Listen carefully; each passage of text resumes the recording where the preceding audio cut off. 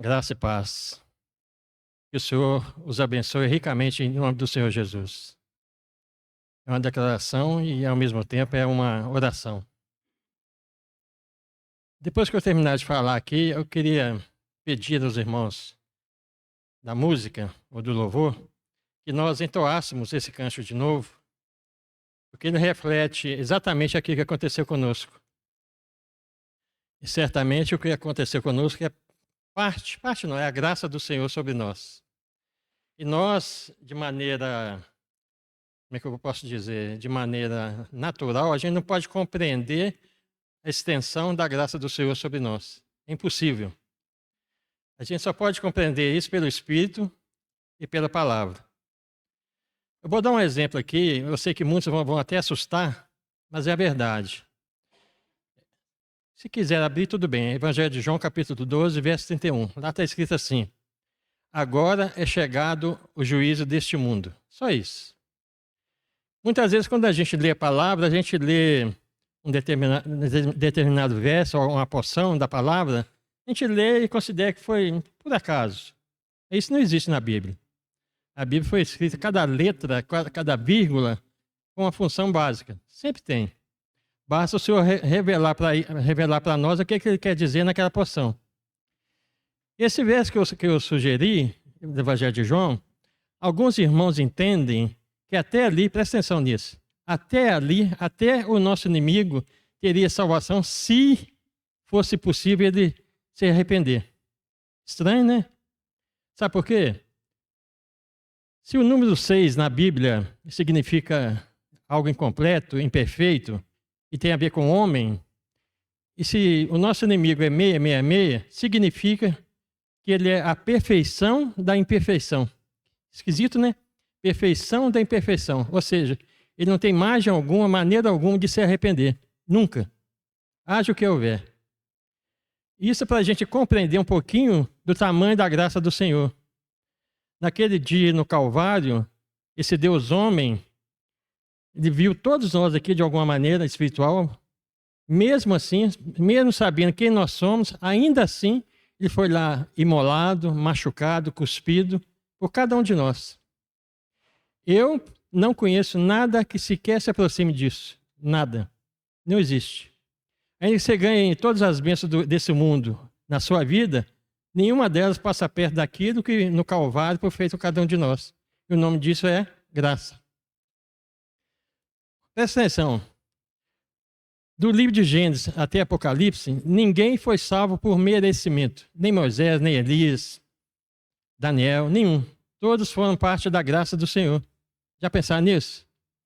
Porque nós temos o hábito, infelizmente, de pensar que a graça só nesse tempo da dispensação da igreja. E não é verdade. Na verdade, a graça, até mesmo antes da fundação do mundo, ela estava presente. Sabe por quê? E o Filho, reunido com o Pai, decidiu se morrer no Calvário por cada um de nós. Espantoso isso, né?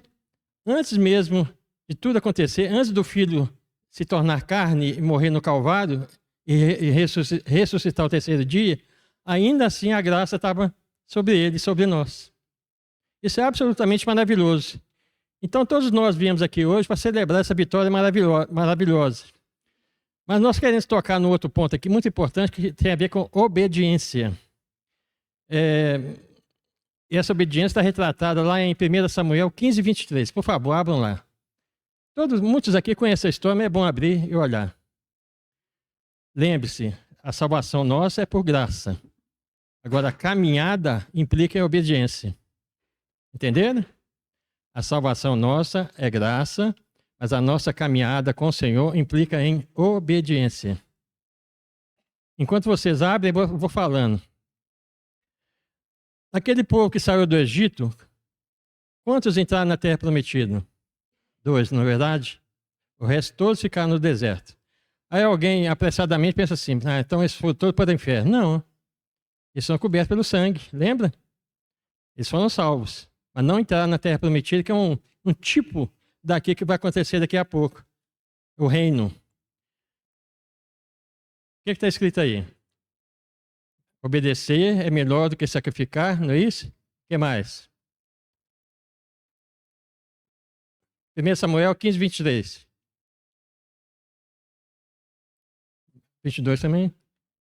Ah, tá, 22, isso. Eu estou falando de quando, estou nem olhando a Bíblia aqui. Teimoso, né? Achou bem? Achou? Isso. O verso está falando que implica para nós o quê? Sacrificar? Não, obediência. E qual a obediência? Perguntinha básica para cada um de nós aqui. Quando o Senhor te salvou, qual é o dom ou dons espirituais que Ele colocou sobre você? Uma boa pergunta, não é? Já pensou nisso? Qual é o dom ou dons espirituais que o Senhor colocou sobre você? Por quê? Porque a parábola dos talentos, lá fala de 1, 2 ou 5. Lembra? E em todos eles, esses dons vão ser cobrados. Por quê? Porque cabe a nós edificar e aumentar o reino. Essa não é tarefa só do Senhor, não é nossa. Ele quer a nossa cooperação. O Senhor sabe que todos nós aqui somos pecadores e pecamos todos os dias, a começar de mim. Todo dia. E muitas vezes porque a gente quer. Potencialmente, nós poderíamos levar uma vida aqui santa. Todos nós aqui. Por quê? Porque o Espírito Santo está dentro de nós. Mas nós, muitas vezes, abrimos mão do Espírito Santo, vergonha minha, e preferimos pecar. Não importa o pecado. Não importa. Pode ser um pecado, entre aspas, doméstico, que você carrega todo dia. Pode ser uma falha no ônibus, no carro. Ou você está dirigindo, alguém te dá uma fechada, você xinga um cara. É pecado do mesmo jeito. Não é? Então o que o Senhor quer? O Senhor requer de nós aquilo que a gente pode fazer querendo. O quê? Obedecer. Por que você disciplina seu filho? Qual razão? Não é para mero prazer de xingar seu filho, não. Você quer o melhor para ele, não é verdade? Não é? Você quer o melhor para ele, para ela. Você quer dar um modelo, o modelo no caso é o Senhor Jesus, e para isso implica obediência. Sem obediência, presta atenção, eu não tenho tempo de explanar todo o assunto aqui, é a palavra do reino. O que vai acontecer daqui a pouco para nós é a que a gente chama de arrebatamento. Antes disso, a tribulação para alguns. Creio que nós não estaremos lá. Não dá para explicar tudo aqui. E no reino, também chamado na Bíblia de reino da justiça, lembre-se, se eu pecar contra o irmão aqui no reino, sem motivo algum, eu estou sujeito a ser disciplinado na hora. Por quê? Porque é o reino da justiça. Isso é a Bíblia, não é interpretação minha, é a Bíblia.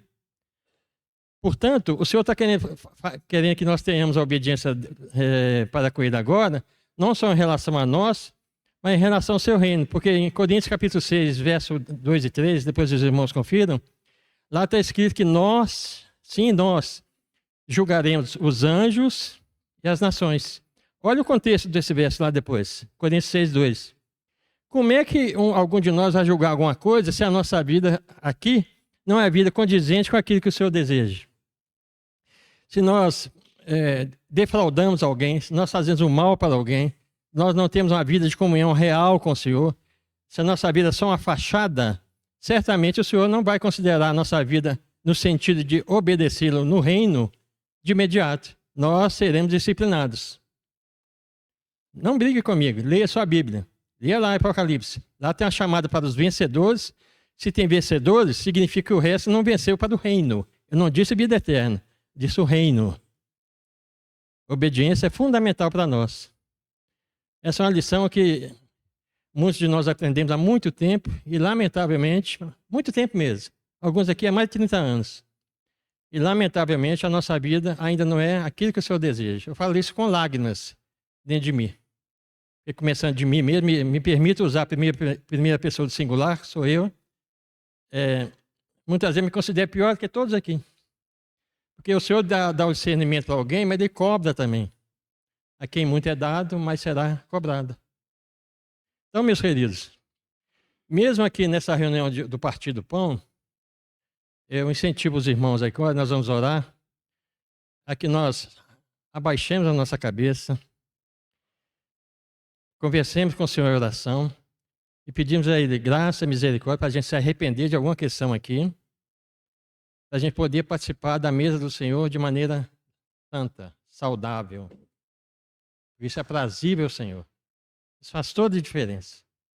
Porque eu não conheço uma bênção maior do que essa aqui na face da terra. O carro mais bonito do mundo não passa perto disso. A roupa, a casa, a viagem para a América, seja o que for, nada se compara a isso aqui. Isso aqui não é um mero registro religioso, de jeito nenhum. Isso aqui é um tremendo valor espiritual. Por isso aqui vale a pena a gente lutar. E vale a pena a gente ficar de pé. Por causa do Senhor da ceia. A mesa é dele. Ele deu esse convite para nós hoje. E nós não podemos participar da mesa do Senhor de maneira inadequada. Não podemos. O Senhor não merece isso. Na verdade, o Senhor merece todo o nosso ser de maneira integral diante dele. Então, por favor, vamos orar. Eu vou dar o início à oração. Por favor, me acompanhe. Tá bom, meus irmãos? Que o Senhor nos abençoe e nos conceda a sua misericórdia. Senhor Deus, eu sou pequeno, falho, até mesmo adoentado, mas estou aqui. Tentei transmitir o recado do Senhor. Agora, fazer essas palavras virarem palavras reveladas, cabe ao Senhor. Então, que o Senhor fale conosco em nome do Senhor Jesus. Fala ao nosso espírito, leva-nos ao arrependimento de alguma questão, porque queremos participar da tua mesa de maneira íntegra, saudável diante do Senhor. Dê sobre nós a cobertura do sangue precioso do Senhor Jesus. Que o seu Espírito fale com cada um de nós. E ao mesmo tempo recebe a honra, a glória, o louvor que o Senhor merece. Só o Senhor é digno. Bendito seja tu, Senhor. Jesus Cristo, tu és o nosso Senhor. Tu és o nosso Salvador. Tu és o nosso Deus. Louvado seja o nome do Senhor. Nós oramos com ação de graça, Senhor. Muito agradecidos. Em nome do Senhor Jesus.